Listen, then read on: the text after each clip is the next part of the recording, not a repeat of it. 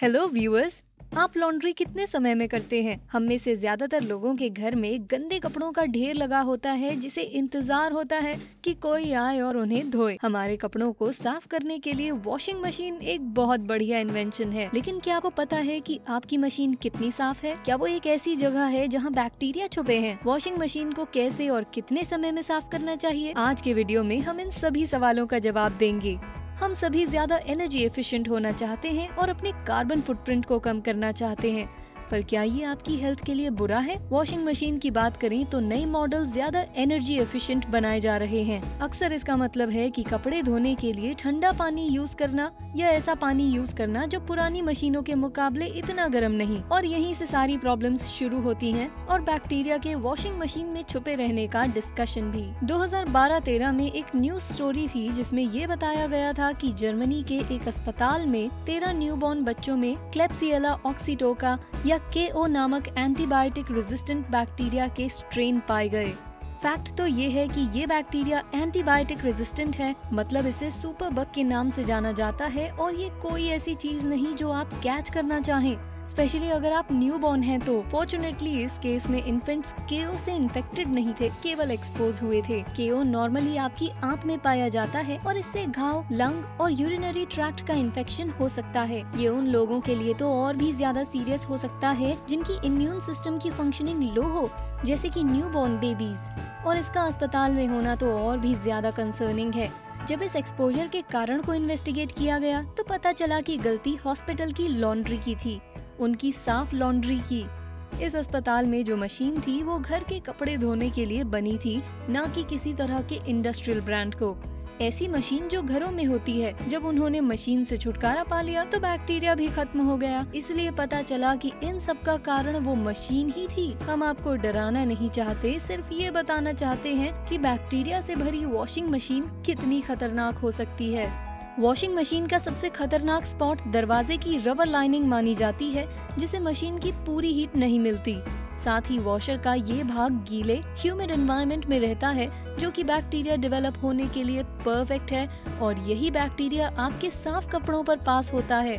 कुछ और बैक्टीरिया भी हैं जिन्हें आप अवॉइड करना चाहेंगे, जैसे ई कोलाई जो टॉवल्स पर पनपता है, KO जिसके बारे में हमने पहले बताया, और सैल्मोनेला। इन सभी की वजह से निमोनिया, स्किन इन्फेक्शन, क्रैम्प्स, उल्टी चक्कर जैसी बीमारियां हो सकती हैं, और ये सब उन्हें ज्यादा होता है जिनका इम्यून सिस्टम वीक हो। वॉशिंग मशीन में रहने वाले बैक्टीरिया की कितनी चिंता करें, इसके लेवल को लेकर एक्सपर्ट्स के मिक्स्ड ओपिनियन है। पहली बात तो ये कि जिस न्यूज स्टोरी के बारे में हमने आपको बताया वो एक हॉस्पिटल की थी, जहां अलग अलग तरह के और बहुत जानलेवा बैक्टीरिया होते हैं। इस बात पर भी ध्यान देना चाहिए कि एक्सपोजर के चलते लोगों को बिना किसी इन्फेक्शन के बैक्टीरिया के कांटेक्ट में लाया जा सकता है। दूसरी तरफ कुछ एक्सपर्ट्स का ये मानना है कि ज्यादा modern energy efficient washing machine आपके कपड़ों को कम टेम्परेचर में धोती है, जिससे कुछ बैक्टीरिया वॉशिंग साइकिल में बच जाते हैं और रिंस साइकिल के दौरान पूरी मशीन में फैल जाते हैं। क्योंकि घरेलू मशीन्स आपके कपड़ों को स्टेरिलाइज नहीं करती, बैक्टीरिया दरवाजे के रबर पार्ट्स और जहाँ भी पॉसिबल हो वहाँ छुपकर बैठ जाते हैं। स्टडीज ये बताती हैं कि 60 डिग्री सेल्सियस या 140 डिग्री फ़ारेनहाइट को गर्म पानी माना जाता है, और ये किसी भी पैथोजेनिक बैक्टीरिया को मार सकता है। 80 डिग्री फ़ारेनहाइट से कम के पानी को ठंडा पानी माना जाता है। जैसा कि हमने पहले बताया, ई कोलाई टॉवल्स पर अच्छे से पनपता है, और टॉवल्स को अच्छे से साफ करने के लिए आपको गर्म पानी का यूज करना चाहिए। यहाँ तक कि ब्लीच भी ठंडे पानी में इफेक्टिव नहीं रहती। ये थोड़ा अजीब है ना? तो बड़ा सवाल ये है कि क्या आपको इस बैक्टीरिया के बारे में चिंता करनी चाहिए? देखा जाए तो नहीं।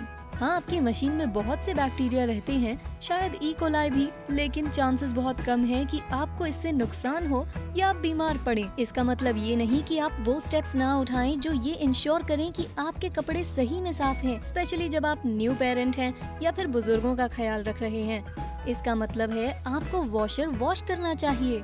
जब आप टॉवल जैसे कपड़े धोते हैं तो जर्म्स आपकी वॉशिंग मशीन की लाइनिंग में रह जाते हैं। ये थोड़ा अजीब लग सकता है, लेकिन महीने में एक बार अपनी वॉशिंग मशीन को धोने से आप अपने फैमिली मेंबर्स को बीमार होने से बचा सकते हैं। तो अब वॉशिंग मशीन को कैसे धोया जाए? उसके लिए कोई मशीन नहीं, लगता है आपको अपनी मशीन हाथ से ही धोनी पड़ेगी। अगर आपको मशीन में से स्मेल आने लगे तो ये मशीन को धोने का एक क्लियर इंडिकेशन है। लॉन्ड्री आपकी मशीन को गंदा कर सकती है। डिटर्जेंट और हार्ड वाटर मिनरल्स इसमें जम सकते हैं और हाँ, मोल्ड और मिल्ड्यू भी इसमें रह सकते हैं। तो देखते हैं इसे साफ कैसे करें।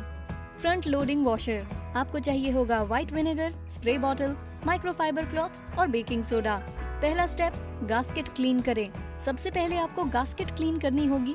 मशीन में ड्रम से पहले आगे के हिस्से में जो रबर लाइनिंग होती है उसे गास्केट कहते हैं। कई बार लोड के दौरान वहाँ कचरा जम जाता है तो उसे खाली करना ना भूलें। वैसे ये काम आपको लॉन्ड्री करने से पहले करना चाहिए। कई बार गास्केट के पीछे छेद होते हैं और आपको उन छेदों को कवर करने वाले बाल या कचरे को भी साफ करना चाहिए। अब अपनी स्प्रे बॉटल लीजिए, उसमें थोड़ा व्हाइट विनेगर भरिए और रबर गास्केट पर स्प्रे कीजिए। गीले कपड़े से पोंछिए। साफ करते समय अगर रबर थोड़ा मुड़ जाए तो घबराइएगा नहीं, ये कुछ ही देर में पहले जैसा हो जाएगा। दूसरा स्टेप, ड्रम को साफ करें। ड्रम वो हिस्सा है जिसमें हम कपड़े डालते हैं। इसे साफ करने के लिए अपनी मशीन को सबसे गर्म सेटिंग पर लगाएं। फिर 2 cup white vinegar detergent dispenser में डालें। फुल साइकिल चलाएं। इसके बाद 1.5 कप बेकिंग सोडा सीधा वॉशर के ड्रम में डालें, डिस्पेंसर में नहीं। सबसे गर्म सेटिंग पर फिर से पूरा साइकिल चलाएं। ये साइकिल पूरा होने के बाद कपड़ा लेकर ड्रम को अंदर से अच्छी तरह से पोंछ लें। बोनस पॉइंट पाने के लिए आप उसी कपड़े से वॉशर का बाहरी हिस्सा भी पोंछ लें और सारे बटन्स भी। Top loading washer. आपको चाहिए white vinegar, spray bottle, microfibre cloth, baking soda और एक टूथब्रश। इस्तेमाल में न आने वाले पुराने टूथब्रश फिर से यूज करने का ये एक बढ़िया तरीका है। वॉशर को साफ करना। अपनी वॉशिंग मशीन को सबसे गर्म और हाईएस्ट लेवल पर सेट करें। वॉश साइकिल में 4 कप व्हाइट विनेगर डालें और मशीन शुरू करें। मशीन को बीच में पॉज करें और मिश्रण को 1 घंटे तक वैसे ही रहने दें। इस बीच आप वॉशर खोलकर कपड़े को उस गर्म मिश्रण में भिगोकर इस बात का ध्यान रखें कि गर्म पानी से आप जले नहीं। वॉशर को बाहर से पोंछ लें। फिर आप पुराने टूथब्रश को पानी में भिगोकर डिस्पेंसर को साफ कर सकते हैं। लगभग 1 घंटे बाद वॉश साइकिल को पूरा होने दें। इसके बाद वॉशर को खोलें और 1 कप बेकिंग सोडा डाल दें। पहले की तरह एक और गर्म वॉश साइकिल चलाएं। ये साइकिल पूरी होने के बाद आप कपड़ा लेकर टब को अंदर से पोंछ सकते हैं। बचा कुचा मैल साफ हो जाएगा। सर्दियों में जर्म्स को फैलने से रोकने का एक टिप ये है कि आप गंदे कपड़ों को वॉशर तक ले जाते वक्त उन्हें अपने से सटाकर ना ले जाएं। कपड़ों को इस तरह सटाने से अनचाहे बैक्टीरिया आप पर पास ऑन हो सकते हैं और आप बीमार हो सकते हैं। कपड़ों को वॉशर तक ले जाने के लिए बाल्टी का इस्तेमाल करें और कोशिश करें आप अक्सर हाथ धोते रहें। बीमारी से बचने के और तरीके जानने के लिए हमारा वीडियो सर्दी होने पर आपके शरीर के साथ ये होता है देखें और नेचुरल तरीकों से अच्छा महसूस करने के लिए देखें हमारा वीडियो सर्दी के लिए इन मेडिकल अप्रूव्ड नेचुरल तरीकों को आजमाएं। जब कपड़े सुखाने की बात आती है तो कुछ एक्सपर्ट्स कहते हैं कि कपड़ों को पूरी तरह से जर्म फ्री करने के लिए ड्रायर को भूल जाएं और कपड़ों को धूप में सुखाएं। स्टडीज बताती हैं कि सूरज की रोशनी और अल्ट्रावायलेट लाइट बैक्टीरिया और वायरस को खत्म कर देती है। ये भी गौरतलब है कि सूरज की रोशनी कांच के आर पार जाकर कमरे में मौजूद बासी बैक्टीरिया को मार सकती है।